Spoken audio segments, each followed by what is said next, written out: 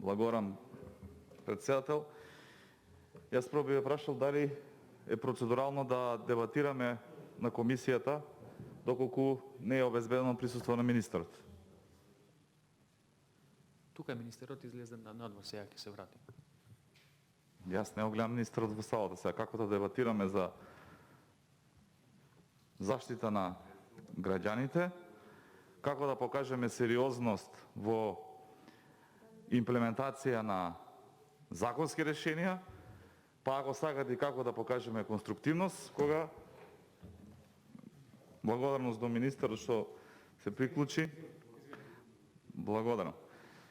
Почитуван министер, почитувани колеги, пратеници, почитувана јавност, суштината на амандманите ќе си земам за право да ги елаборирам на еден понароден јазик, бидејќи не сум член на комисијата, уште помалку здравствено лице, меѓутоа сепак сме во пандемија, како што многу пати се повтори претходно, и сметам дека и како сите граѓани во оваа држава ги засега како ќе се справуваме со мерките, кои се активностите на владата, кои се мерките на министерството. И не би се сложил со една констатација тука пред се од платениците од власта дека не треба да дебатираме, туку како решенија предложени од министерот со сета почит кон него да истите бидат ад хок прифатени без никаква дебата, затоа што така било секаде во светот. И онака ја симплифицирам реториката на претениците од власт. Ние денес имаме сериозен проблем во државата и тоа сите ќе се сложиме. Пандемија светска во сите градови, во сите земји, ќе повторам како опозицијски пратеник, не знам зошто толку се инсистираш на реториката дека сме во пандемија. Да, сите сме свесни дека сме во пандемија. Да, сите сме свесни дека и како треба да се вложуваат надчовечки напори да во што помал ефект или бројка на заразени, ако сакате статистички, или број на жртви, кои што сепак не се бројка и се луѓе, да ја надминеме и да ја пребродиме оваа криза. Свесни дека ќе има жртви, меѓутоа не е исто, веруете, еден човек да спасиме, а тоа знам, пошто колегите овдека присутни пратеници најповеќето се доктори, верувам дека тоа многу подобро го знаат, дека еден човечки живот да спасиш е многу повеќе од било што друго што дебатира. И затоа не случајно ја носам маската додека говорам, почитуван министер, за да апелирам и како опозицијски пратеник да ја подигнам јавната свест, да ги почитуваме универзалните мерки за заштита од COVID-19, да се носи маска, да се држи дистанца, да миеме раце.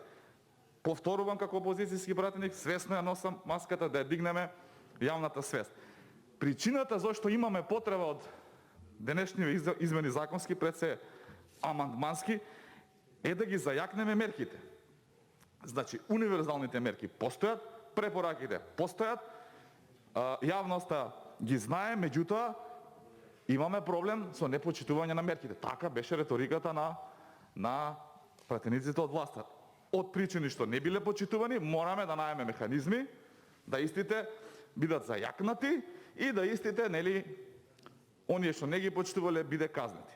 И јас сега нема да пробам да објаснам дали тоа е исправно према оние кои што ги почитувале мерките. Колегите пред мене многу убаво објаснуваа и за прекршување на уставот, и за други недоумици кои што реално постојат во ваквите амандмани напишани на вака како што се напишани. По моje скромно мислење, простете ако грешам, многу на брзина и вака не многу правнички. Меѓутоа тоа е тоа што го имаме. Суштината зашто сме дојдени во оваа ситуација е нешто што треба да ја исто така продебатираме. Зошто граѓаните во Република Македонија, согласно реториката на пратениците од власта, не ги почитуваат мерките? И мора да признаете, ако сакате, вина тука има и министерот и Министерството за здравство. Ке се запрашате зошто?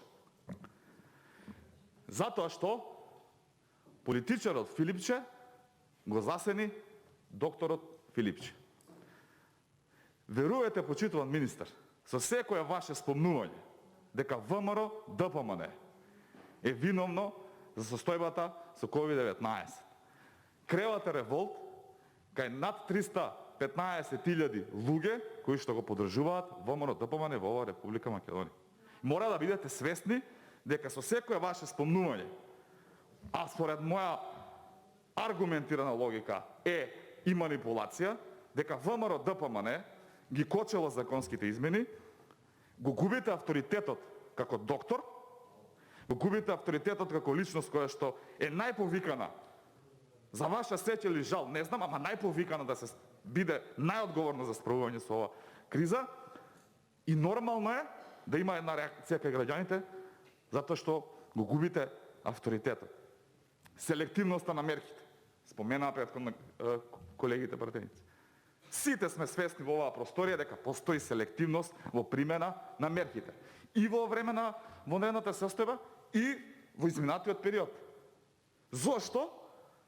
Верувам, сите сте веќе интелектуалци, нема да се сложите дека оправдувањето зошто одреден локал во Скопје, кој што апла на видео ги прекршуваше мерките за протоколот, односно за работење на угостителски објекти, не бил затворен затоа што инспекторот бил на боледување.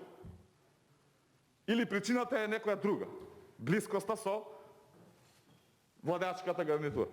Па тоа сите го знаат, затоа губи авторитет цела оваа приказна. Калкулантството, предизборна калкулација се правеше. Па верувам сите знаете, пратеници од СДСМ бевте во кампања.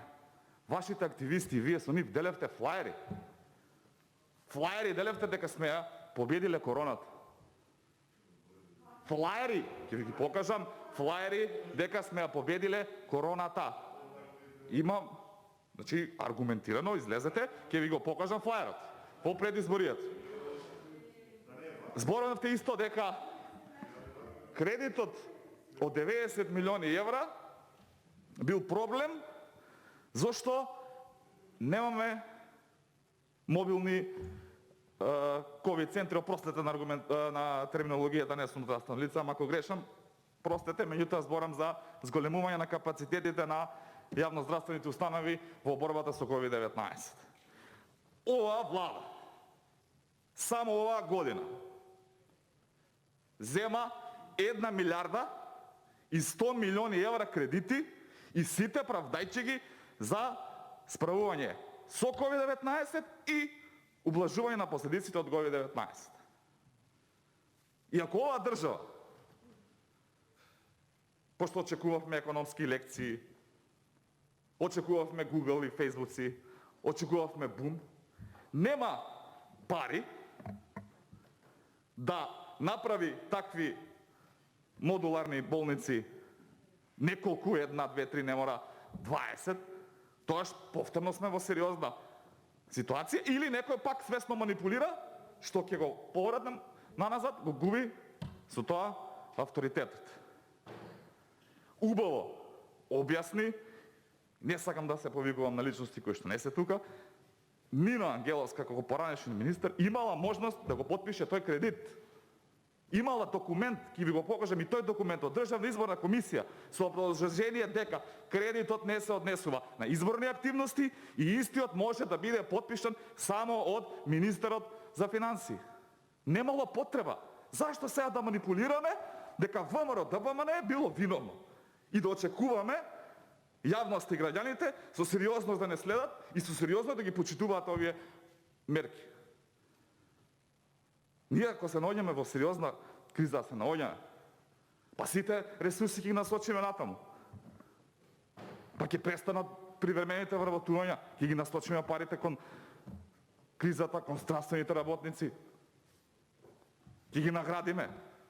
Сакам да искористам говорницава, да се заблагодарам од срце на сите здравствени работници, на сите медицински лица што се во првите редови во борбата против оваа пандемија, на сите други, полиција, војска, сите што по било кој начин предонесуваат и до сите граѓани кои што ги почитуваат мерките. Ама не може да очекувате лицемерно да се трошат пари за се и се што, лицемерно да се купуваат службени возила со милионски цифри, да се вработуваат лица секојдневно, а да немаме пари да изградиме модуларна болница и некој да поверува со чист здрав разум дека виновен за тоа е ВМРО ДПМН и министерката техничка пред не знам колку месеци. И затоа апелирам до сите, почитуван министр. Помалку политика, повеќе струка. Така ќе ја вратите довербата на јавноста и кога стручноста ќе надвладе, никакви репресивни мерки нема да ни треба, никакви казни нема да ни треба, сите ќе ги почитуваат само укажувањата на министерот кој што ќе ужива таквата стручна компетенција од аспект на јавноста. И она што како опозиција го предлагаме, исправно е, добро е да го коментирате позитивно. Ќе го кажам овдека и она што почитуваниот председател на Собрание Џафери го искажа, а тоа е дека ја пофали опозицијата затоа што расправата за ребаланс на буџетот наместо да трае 10 дена, траеше 7 дена. За да побрзо дојдат тие мерки на сила ребалансот, за да може тие четврт пакет мерки да стигнат до граѓаните. Не пофали. И тоа е добро, тоа е демократија. За жал, владата 5 дена го чуваше во процедурата да го врати ребалансот кај граѓаните. Џабе што ние кратевме, кога владата повторно ги разлече. И повторно ќе слушнеме во позиција кога пиарот ќе ве советува дека губите, паѓате, тоа се такви терминологии пиерски, вие ќе излезете со некаков став, со некаков Facebook, со некаква изјава дека еве ВМРО ДПМН е виновно, Скопје 2014 е виновно, не знам, протестите на ВМРО се виновни, граѓаните се виновни, сите се виновни, само ние во министерството сме топ, врв, нема бољи од нас. Неискрено е тоа. Граѓаните ја чувствуваат таа неискреност и затоа паѓаат довербата на граѓаните кон мерките што ги предлагаат. Настрана се, уставни, неуставни. Ќе се сложиме преку тоа сите, ама ако имаш искреност. И знам дека ќе се повторно најдете во ситуација која ќе видите дека не ви е позитивно да најдете вина во пратениците на ВМРО ДПМН или во ВМРО ДПМН како опозиција. Јас како пратеник јавно изјавувам дека сум навреден од реториката на министерот дека ние како пратеничка група сме го кочеле носењето на овој закон. Ниту беше предложен текст на закон како што е сега амандман, ниту сме кочеле, ниту можеме да кочиме. За интерес на јавноста, односно знаење, председател на Собрание уредува дневен ред, мнозинството гласа, ние како опозиција, освен Филип Бастеринг друго немаме, а реално не сме ни користеле такво нешто. Затоа ќе завршам да не трошам време, се надевам дека иако вака поемотивно зборев, министерот ќе ме разбере во конструктивна насока, ќе се обиде да го врати Филипче како доктор, да го стави у сенка Филипче политичарот, за да јавноста по-сериозно ги сваќа овие мерки што ги носиме и да оваа критика си ја признае барем самиот кон себе, не мора јавно, и да немаме потреба од рестриктивни мерки во иднина, надевајќи се дека нашите здравствени капацитети, нашите здравствени ресурси, кадри ќе останат и ќе продолжат да бидат на линија на борбата